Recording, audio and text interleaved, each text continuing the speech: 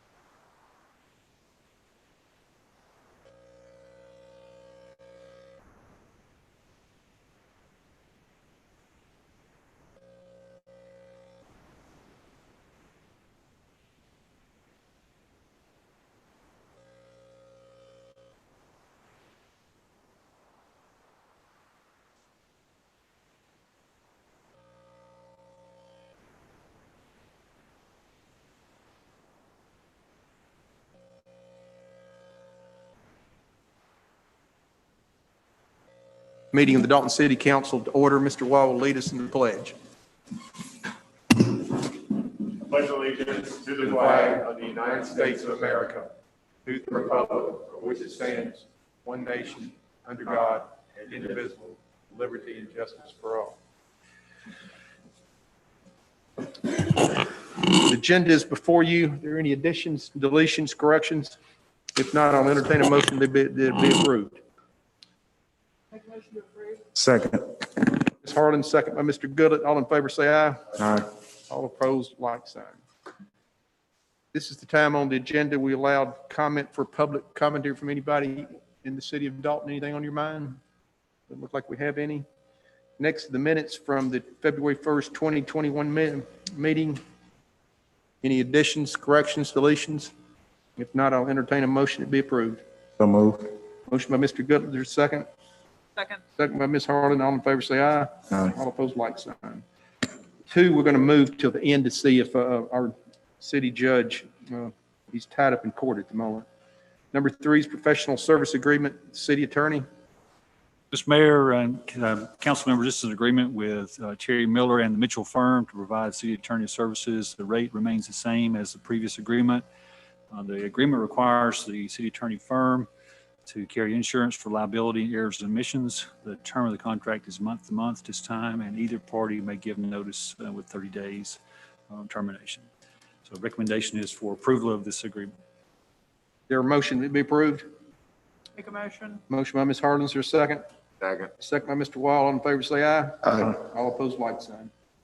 Number four, resolution 21-01, sign variance request, relocation, refurbishment of non-conforming signage at 1517 West Walnut Avenue, the Chick-fil-A. Who's got that? Right here, Mr. Mayor and Council. The city has received a request from the Chick-fil-A on West Walnut, 1517 West Walnut Avenue, for a variance related to relocation or refurbishment of the existing non-conforming signage on the site. City sign ordinance requires or allows for a pylon sign for commercial facility to be at or below 40 feet with a gross area not to exceed 128 square feet. Section 4.6 of the sign ordinance allows for the city council to grant a variance for relocation or refurbishment of that existing non-conforming signage if they had a project or something that would involve the need of relocating the signage, which Chick-fil-A is pursuing a project at that site. So the request is to refurbish the existing 75-foot high-rise sign in accordance with the graphic that's in your packet on page 20. And then there's an existing 40-foot pylon sign that will be relocated to another location on that site. And there's a resolution prepared by the city attorney that addresses this request. So the sign's not really changing. It's just. That's correct. They're not getting any taller sign or any bigger sign. They're just moving one of the existing signs and refurbishing the 75-foot high-rise sign. Any questions of Andrew? Is there a motion on this? Moved. Motion by Mr. Wiles, there a second? Second. Second by Ms. Harlan. All in favor, say aye. Aye. All opposed, like sign. Number 5, Resolution 21-02, authorizing agreement with local medical professionals to administer COVID-19 vaccine program. Yeah, Mr. Mayor, I have this along with council with Mr. Miller. Make a motion that this be approved, but we're going to make some small changes to this, and Mr. Miller can speak to those.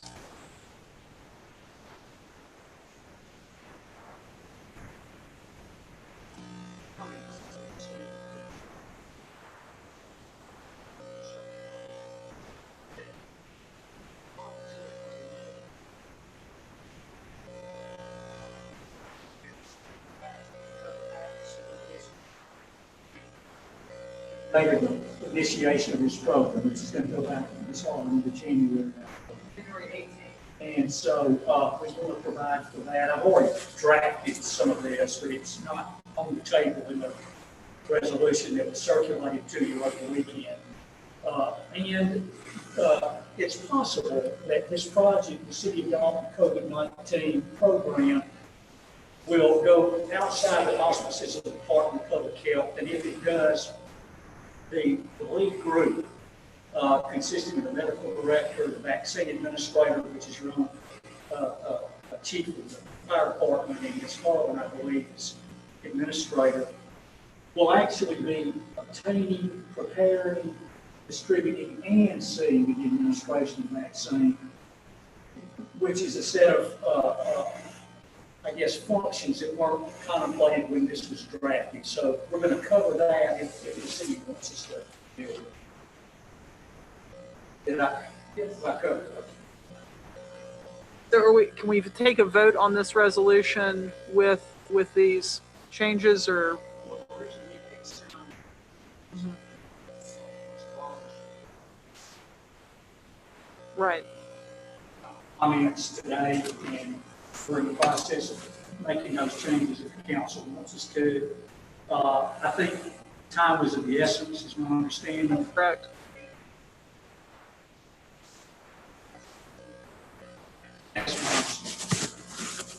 Why can't we go ahead and vote on the changes that you just? Well, you could, I've got it, I can put it on the table if I don't know that it constitutes an amendment of your agenda. It just, I think, more accurately It's just been updated since last week. Yeah. Said it. May I bring this to you? Mr. Mayor, also, the council could approve the city attorney to adjust language as need be in the actual physical agreements between the physicians to, based on his expertise. Part of what we've already started doing. Ranley, why don't you go ahead and make the motion Yeah. based on these changes? Yes, sir. I make a motion to approve. Second. Second by, motion by Ms. Harlan, second by Mr. Wall. All in favor, say aye. Aye. All opposed, like sign. Yep, thank you. Thank you, Dr. Bimani.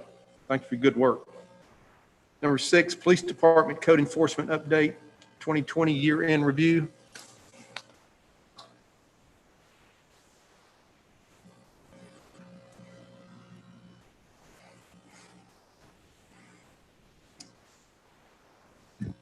Hello, everybody. I'm Officer Shope. This is Officer Lane. I'm currently assigned to code enforcement with the city. I'll be giving the presentation tonight. I understand everybody's already got a copy of this, so I'll just save some time. We'll go through it's kind of a lengthy presentation, but we'll just kind of skip it. Some of the beginning things here.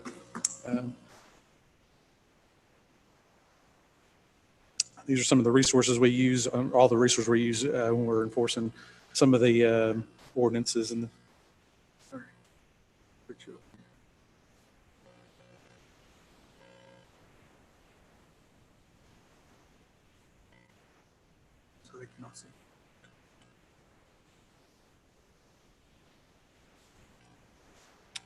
All right. These are just some of the most frequently asked questions we usually get. How to report a violation, what to do if you receive one. This is a copy of some of the notice of violations that we actually leave for residents when we see a violation. Get several questions about what exactly would be considered accumulation of rubbish. These are just some pictures of some of the cases that we worked and what we would deem as being an accumulation and a violation. It's just a definition of some of the ways they can actually get rid of their rubbish.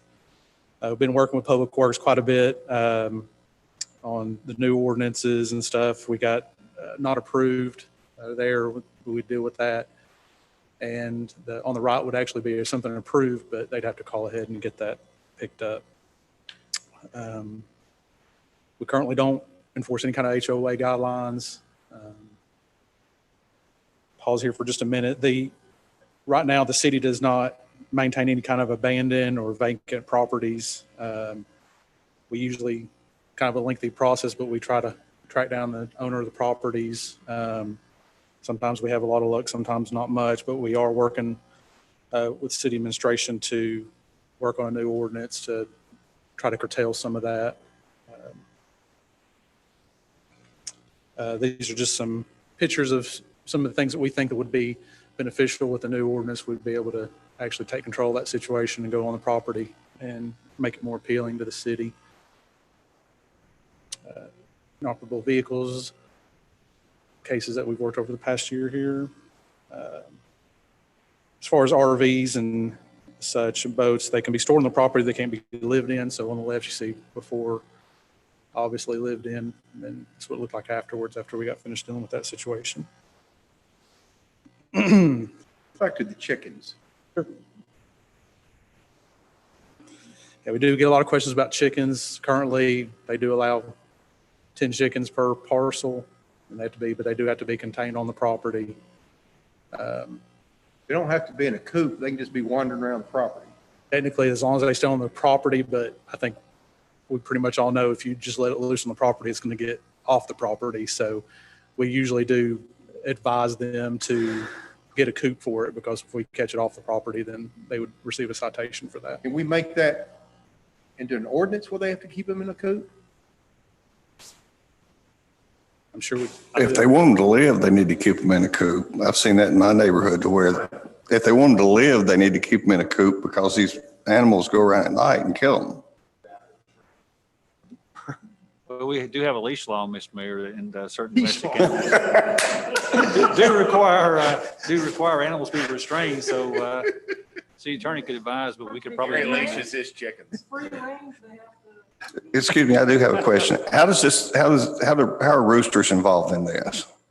it doesn't make, the ordinance doesn't make any designation between the two. It just Okay. says chickens. So, and I honestly, it really just says small animals.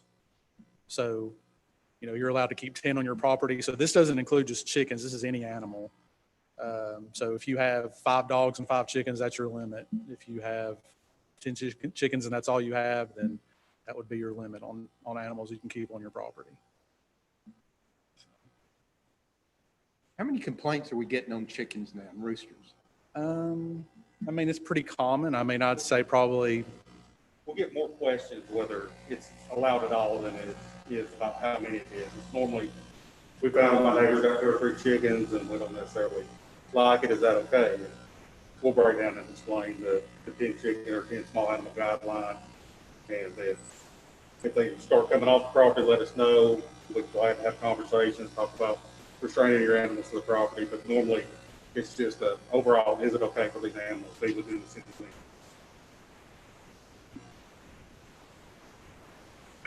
Go ahead. these are just some dangerous structures that we were able to work and get the owners to comply and demo the property. It's just 2 examples there. These are just some more examples of things we've been working with Public Works to help educate the public on the proper uses on the trash cans. And same pictures, just other violations. Deal with quite a bit of apartment complexes with overflowing trash. It's kind of a never-ending battle with that we're always dealing with. This is on the right, of course, is what we're looking for. And this is what it looked like before.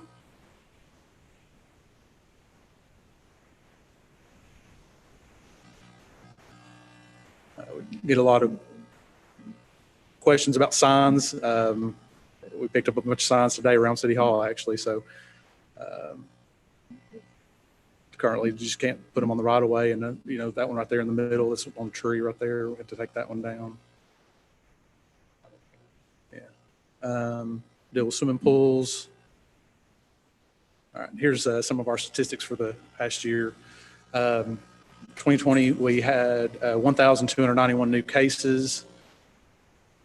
We were able to close 1,316 code violation incidents. Most of those would just be by being the violations being corrected. We participate in the Community Development Block Grant. It's just a program that helps develop low to middle income families or properties, and we were able to invest 1,664 hours in 2020 there. Operation Gateway is where we focus on the main streets and highways that commonly enter and leave the city, and we were able to work 267 hours on those. And that's our information there. Any questions? I'll hear from citizens that's not going to be handled in the new ordinance. We've had an opportunity to look at that new ordinance. I think it'd be great. I mean, this is exactly what we need, I think, as far as, you know, because we do deal with a lot of properties where we're not able to contact the owner. They may be out of state, or they just don't comply. If you send them a letter, you just never hear anything back. And we're kind of stuck in a holding pattern until something pops up, and we check tax records to see if there's maybe a new owner, stuff like that. But sometimes it gets kind of tedious, and it'd be a lot easier to deal with those type of situations where we're in those holding patterns on those properties, where we could just get the city to go in there, do land maintenance, and charge it back to the owner of the property. It'll help us clear up some long-standing issues, some issues that have been out there where, you know, we send letters and they either don't get delivered to a correct address because the tax record isn't updated. The person just doesn't come to town regularly to check on their property. So those we can fix so that you across the street don't have to see it anymore. Eventually, that person's going to be held responsible when their tax bill comes and they have to not the service that's provided. They're not going to be getting anything for free, but the city will be improved tremendously by being able to fix those problems much more rapid. That's great. Yeah. Thank you. Appreciate it. Thank you. Next is the first reading ordinance 21-01, updating Article 6 nuisances of Chapter 50 of the City Code. Mayor, I will try to walk us through this one. It's the first reading, and it really does three basic things. It allows for the chief of police or their designee, in this case, code enforcement officers, to provide a written notice to the occupants of a property that there's a public nuisance occurring at that property. As the officers mentioned prior to this, if you couldn't personally serve an individual, there was really no way to move forward and act. So this provides also the alternative to serve notice by U.S. mail at the property address maintained by the tax commissioner. Would be a legal service. It provides for a time period for the person to correct the nuisance. And then Section B of 50-184 provides the chief of police the authority to take necessary and reasonable actions to abate the nuisance. And so this would not rise to the level of the dangerous building ordinances, which would provide for certainly the police department or city forces to destroy a property or demo a property, but things like tall grass, vehicles, junk that's piled up on the property, this would give the city the authority, again, under reasonable circumstances, to enter that property, abate the nuisance, and then charge that cost back to the owner of record through reimbursement through the municipal court or through placing a lien on the property with the tax commissioner's office. And so the city can take actions to collect that lien, and it authorizes the city attorney to file action through the municipal court if necessary to recover that lien. So that's the customary 50-184. The next section provides for an emergency abatement. So for example, there could be a situation occurring that the police department needs to address right away that would not necessarily rise to the level of providing notice in a time period to take care of it. And so this again authorizes the chief to determine an emergency and to take action. And then following that action, when the emergency condition has been rectified, the chief of police shall provide written notice to the owner of the action that could be what happened, what existed, the actions that have taken, and then the costs associated with that. And like the previous section, it allows for the city to retrieve the cost of that abatement from the property owner using a similar process. In addition, this 50-186 specifically allows for the chief of police or the police department. The police department have the power to investigate the issues that are on private property that they previously could not necessarily go and investigate. So basically, it's more of an inspection issue for to determine whether or not public nuisance issues exist on that property. I think we've had one comment from Public Works Director Andrew Parker related to some changes in the ordinance that are related to potential issues for drainage. If an individual has a nuisance on their property that's not specifically mentioned in here related to drainage, that we may be able to address that with the property owner in a similar manner. And we'll have that language for your review, as well as any other comments we may have between now and the next reading, the next city council meeting. Be happy to answer any questions. The police officers, I think I'm really just echoing what they've been asking for quite a while. So we've been able to put that information together. It's going to be effective in making the city look better, especially where you have either absentee landlords or people who you can't find them. Let's also have like the hardship waiver, just in case you come across someone like that. The police chief, it doesn't specifically enumerate that, but the police department would have the discretion to consider that for sure.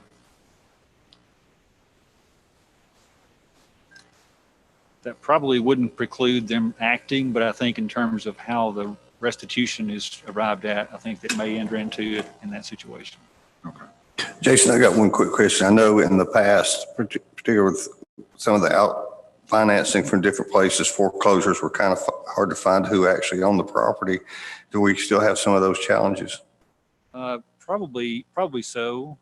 But this notice, similar to the dangerous buildings ordinance, impacts the owner of record. So we may not have to legally serve individuals, but I guess ultimately there's a lien on the property. So if it changes hands, that lien would have to be taken care of before it could be sold to another entity.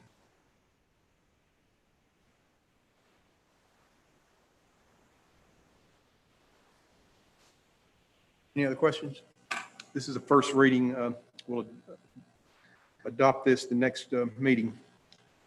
Number 8, first reading ordinance 21-02, updating Article 6 franchise fees of Chapter 118 utilities of the city code.